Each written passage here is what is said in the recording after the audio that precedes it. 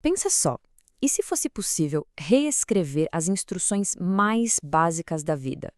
Hoje, a gente vai mergulhar a fundo numa tecnologia que está fazendo exatamente isso, o CRISPR. É, sem exagero, uma das ferramentas mais revolucionárias do nosso tempo. E está mudando absolutamente tudo. Pois é, essa é a grande pergunta que o CRISPR coloca na mesa. E olha, isso aqui não é mais papo de ficção científica, não. É a realidade. Uma realidade que já está remodelando a medicina, a agricultura e até o jeito como a gente entende a biologia. Vamos entender como. E o mais curioso, talvez o mais incrível da história do CRISPR, é que ele não foi inventado num laboratório super moderno. Ele foi descoberto. É, na verdade, um sistema de defesa, um sistema imunológico que as bactérias usam há milhões de anos para se proteger de vírus. Essa linha do tempo aqui mostra uma jornada e tanto. Começou tudo lá em 1987, com cientistas notando umas sequências de DNA meio esquisitas, repetitivas. Por anos, ninguém entendeu direito o que era aquilo. Aí, em 2005, veio a sacada. Essas sequências eram como uma carteirinha de vacinação genética das bactérias, sabe? Um registro dos vírus que já tinham atacado elas.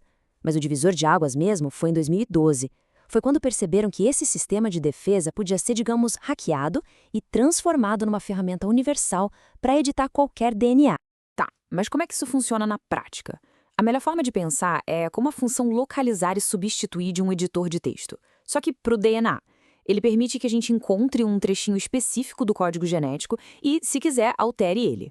Basicamente, o sistema tem duas peças-chave. Pensa no RNA guia como se fosse o endereço que a gente coloca no GPS. Ele diz para o sistema exatamente para onde ir. E a proteína Cas9? Bom, essa é a tesoura molecular que vai lá e faz o corte. Juntas, essas duas peças formam uma ferramenta com uma precisão incrível. E o processo todo é de uma simplicidade genial. O RNA guia vai na frente, vai escolhendo bilhões de letras de DNA até achar a combinação perfeita. Quando ele encontra, a Cas9 trava no alvo e pronto, corta. É esse corte preciso que abre a janela de oportunidade para a gente fazer a edição. Mas cortar é só metade do trabalho. A mágica de verdade acontece depois, quando a própria célula percebe o corte e corre para consertar o estrago. E é exatamente aí que os cientistas entram em ação. A célula tem basicamente dois jeitos de fazer esse reparo. O primeiro, chamado NEJ, é tipo uma equipe de emergência. Chega rápido, mas é meio estabanado. Geralmente ele só cola as pontas do DNA de volta, e nesse processo acaba cometendo uns errinhos. Isso é ótimo se a gente quer, por exemplo, desligar um gene que está causando o problema. O segundo jeito, o HDR, é um cirurgião de precisão. Se a gente der para a célula um molde de DNA correto, ela usa esse molde para consertar a quebra de forma perfeita, reescrevendo o código genético do jeitinho que a gente quer. E olha, o CRISPR/Cas9 original foi só o começo da história. Desde que ele foi descoberto, os cientistas já desenvolveram ferramentas ainda mais afiadas, com muito mais precisão e controle. A evolução é impressionante de ver. O Cas9 original era a tesoura, que cortava o DNA. Depois vieram os editores de base, que são mais como um lápis. Eles conseguem apagar e reescrever uma única letrinha do código genético, sem precisar cortar tudo. E a tecnologia mais nova são os editores Prime, que funcionam como um verdadeiro processador de texto genético, conseguindo reescrever trechos inteiros de DNA com uma precisão absurda. Ok, a ciência por trás é fascinante, mas... E o impacto disso no mundo real? É aqui que a história fica emocionante de verdade. Vamos ver como essa tecnologia já está sendo usada para mudar vidas. Um dos maiores avanços, sem dúvida, é na medicina. Doenças genéticas terríveis, como a anemia falciforme, que antes eram uma sentença para o resto da vida, estão sendo tratadas com uma única correção genética. Pessoas estão sendo, na prática, curadas. Isso muda o jogo completamente. E na luta contra o câncer? O CRISPR está turbinando o nosso próprio sistema imunológico. Os cientistas usam a ferramenta para, basicamente, tirar o pé do freio das nossas células de defesa, transformando elas em máquinas superpotentes e persistentes de matar o câncer. E o impacto vai muito além da saúde humana.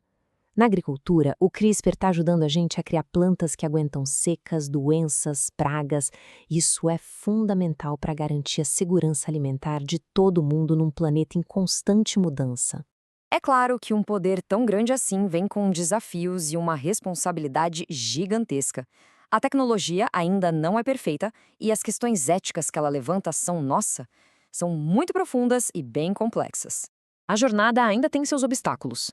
Precisão é tudo. Como a gente garante que o corte vai acontecer só no lugar certo e em nenhum outro? A entrega também é um desafio. Como levar o sistema CRISPR até as células que precisam dele dentro do corpo? E ainda tem a resposta do nosso sistema imune. Mas talvez a questão mais pesada de todas seja a ética. A gente deve editar o DNA humano de um jeito que as mudanças passem para as próximas gerações? Essa citação aqui resume tudo perfeitamente. CRISPR não é só uma melhoria, é um paradigma transformador. É uma virada de chave fundamental na maneira como a gente interage com a própria biologia. E isso tudo nos deixa com essa pergunta final. A ferramenta para reescrever o código da vida está na nossa mão. A questão agora não é mais se a gente pode, mas como e se a gente deve. O futuro da nossa própria espécie pode muito bem ser escrito com ela.